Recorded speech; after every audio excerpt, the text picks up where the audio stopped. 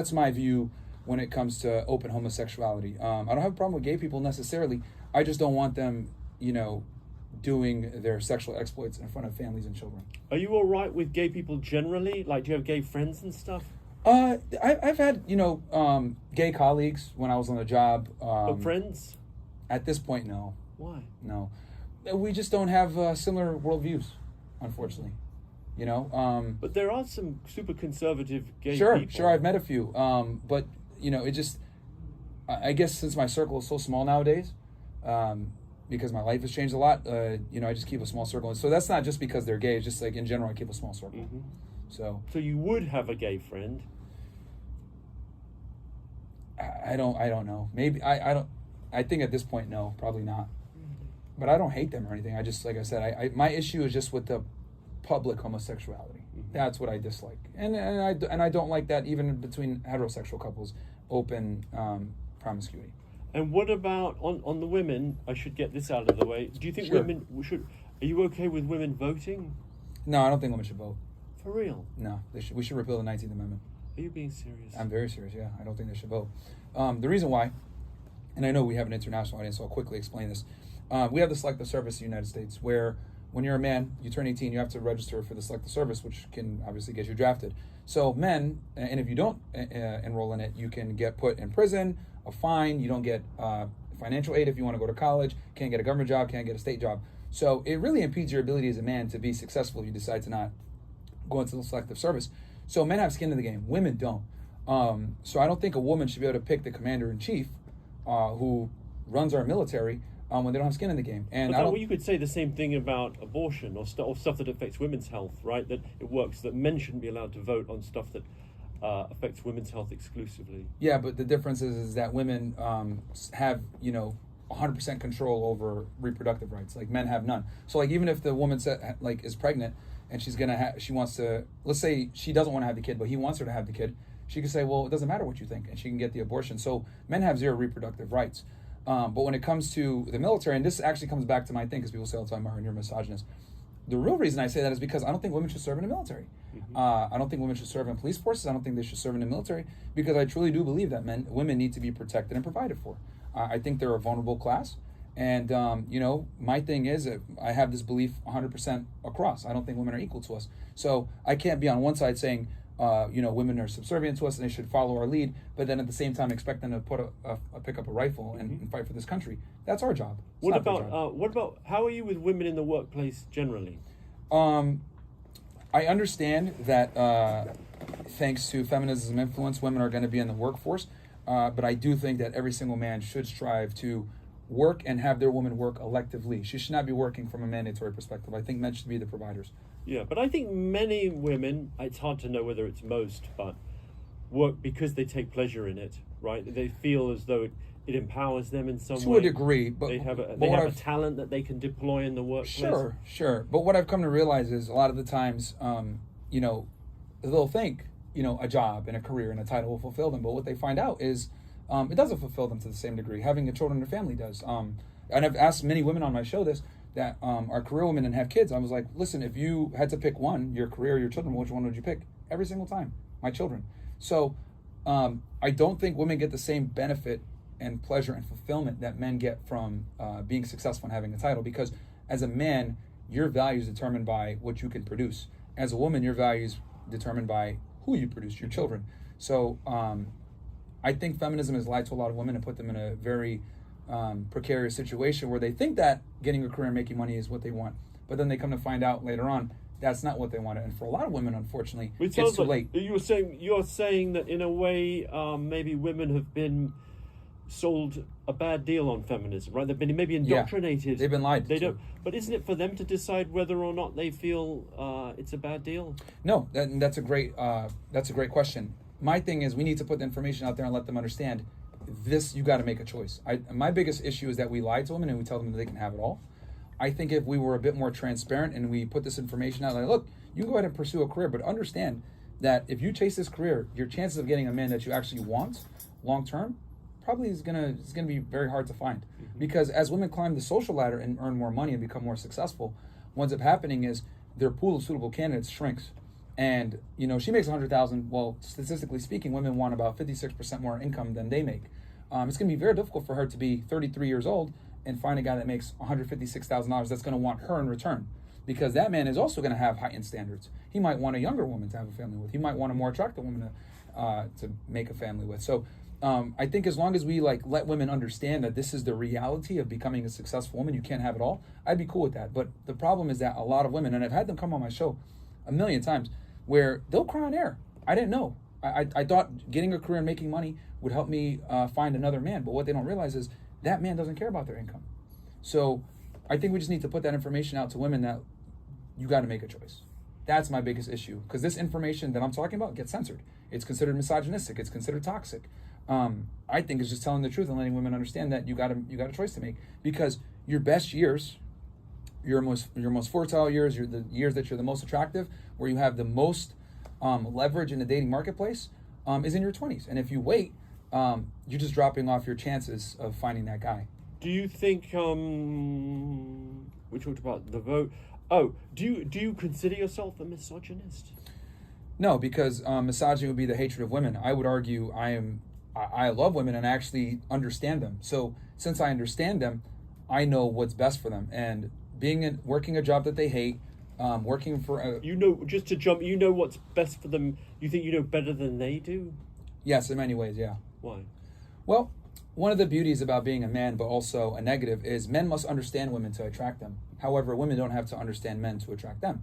So any guy that goes out there and deals with women, all the time, or talks to them all the time, or is good with women, understands their innate programming. And you almost have to be a step or two ahead of a woman. For example, if you're going to go ahead and go on a date with a girl, right, and you want to get laid, well, you're going to have to set your place up a certain way. You're going to have to set up candles. You're going to have to say the right things when you're with her.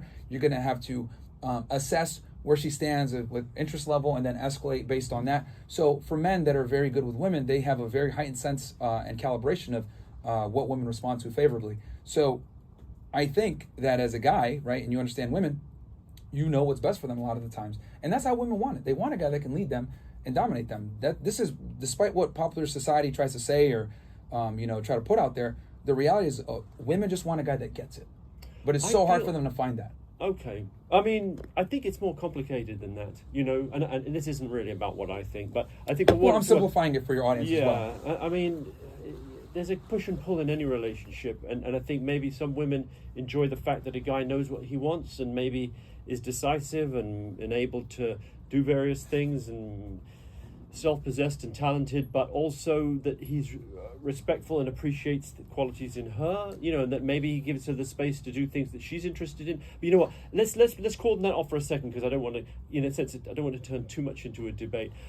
I do want to ask about the other one I want to ask about is, increasingly I've noticed a strain of how do I describe? Well, that you've been talking about what you view as a kind of Jewish influence in society that you deplore, and you've spoken in terms that I would regard as hateful, and anti-Semitic, I guess. I don't mean, yeah. No, that's fine. I mean, I think that could be a surprise to you, because you're obviously must be aware of putting out content that is increasingly antithetical to most mainstream opinions. Of course. And I've got one on there, the most outrageous one. Sure, play the clip. Shall we do it? If you want to. Are you okay with that? Nothing. Hey, I stand by what I say. I'd be happy to give more context if there's something that is unclear. But yeah. There we go. This should only take a second.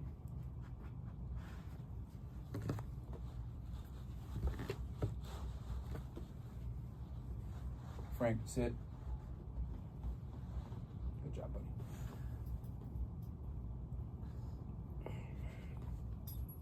Oh man, this part. Ollie, did you send it to me on the? Yeah. On my what? So it'll be on the one that you sent me.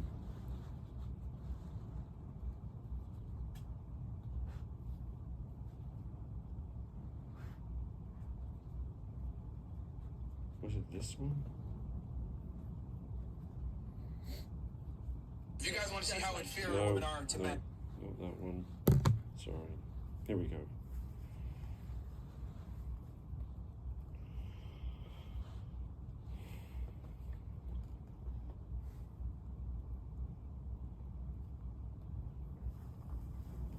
Hitler was right about y'all niggas. Because the reality is this. You I'm fucking familiar with this clip, faggots. yep. You guys come into a country, you push your pornography, you push your fucking central banking, you push your degeneracy, you push the LGBT community, you push all this fucking bullshit into a society, you destroy it from within, and then you guys go ahead, and then you band together, you practice nepotism, you keep each other at the highest levels of echelons of government and everything else, you protect your fucking selves, because you silence free speech, you silence anything that criticizes you, and then you get rid of them, and then you go and use stupid terms, fake terms, like anti-Semitism, when half you motherfuckers aren't even really Semites. I am the Semite. I'm the fucking real Arab here. You motherfucker Ashkenazi Jews, you assholes are European. Trying to sit there and say that you're fucking, oh, we're Semites. No, you're not. You're fucking not. You fucking lying fucks. And if we fucking say the truth that these dreidel spinning, yarmulke wearing, kibbutz inhabiting, genocidal fucks with their stupid curly little fucking sideburns, if we say the fucking truth about them, they ban us everywhere. These evil fucking dickheads. Fuck Zionists, man. Fucking faggots. Yeah, so my response to that is, where's the lie there? Now, when I said Hitler was right about you guys, I was being very specific. What I was talking about was one of the things that Hitler was extremely critical of was them bringing in pornography, them controlling the government, being in higher levels of influence in the society. And that led to the degradation of Germany post-World War I with the Versailles Agreement. And my biggest criticism, right, when it comes to Zionist influence in America is through our politics. I find it absolutely ridiculous that our country has foreigners influencing our political discourse and getting our elected officials into certain positions for their own benefit. If you look at Donald Trump right now, he literally just bombed Yemen. Why did he bomb them? Did he bomb them for the ships? Well, a big part of it is bombing them on behalf of Israel. We froze all foreign aid for all the other countries except for Israel. So Israel has an enormous amount of influence and say-so in our political ideals, and they quite frankly run our foreign policy. So my issue is that we are an occupied country from a foreign government, and a lot of our policies are dictated by this foreign government due to their influence in our politics. So, what's your feeling about Jewish people? No problem with them at all. I have Jewish people on my team. Do you? Yeah.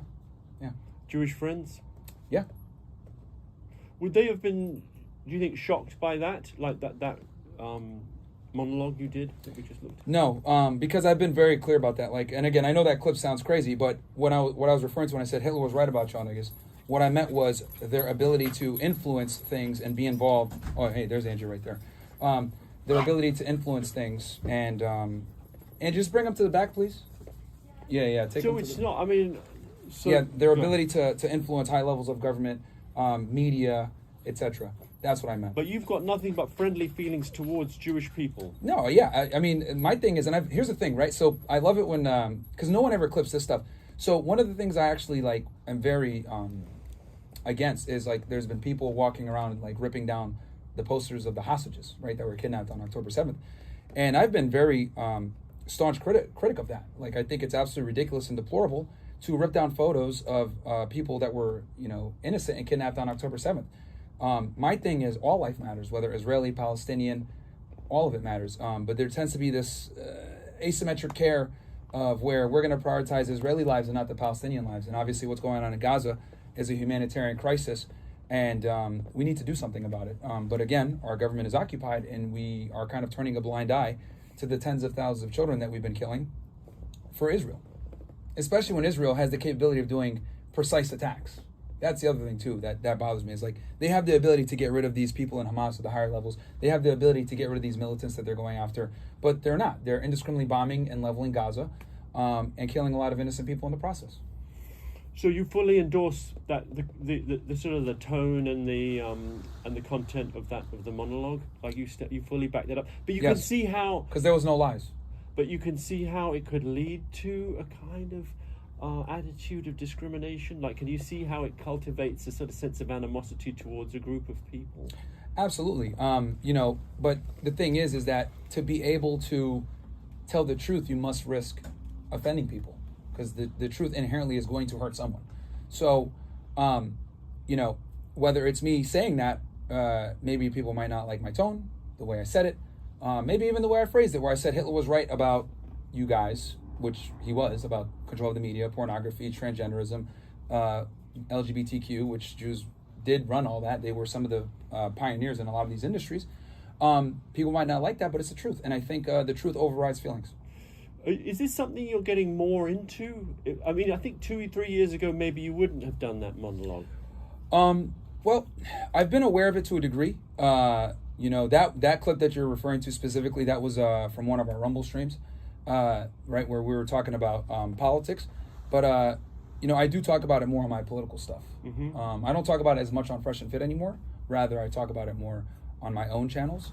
But I do think bringing awareness to it is very important, because in America, we've been very sheltered from understanding this reality of who runs our country. That seems overstated to say that Jewish people run the country. They absolutely do. Whether it's media, it's the Ivy League schools, it's the banks, it's from the political scene, whether it's AIPAC lobbying, they absolutely have enormous amounts of influence at high levels of American infrastructure everywhere you look. What about, am I right in thinking your professional partner, Walter, maybe he doesn't align with you on this? He might disagree with me on some of my points. Obviously, you know, I spent a bit more time researching this and talking about it. But yeah, there's things that we disagree on. He might not agree with everything that I say, which, you know, you guys are happy to ask him if you guys want.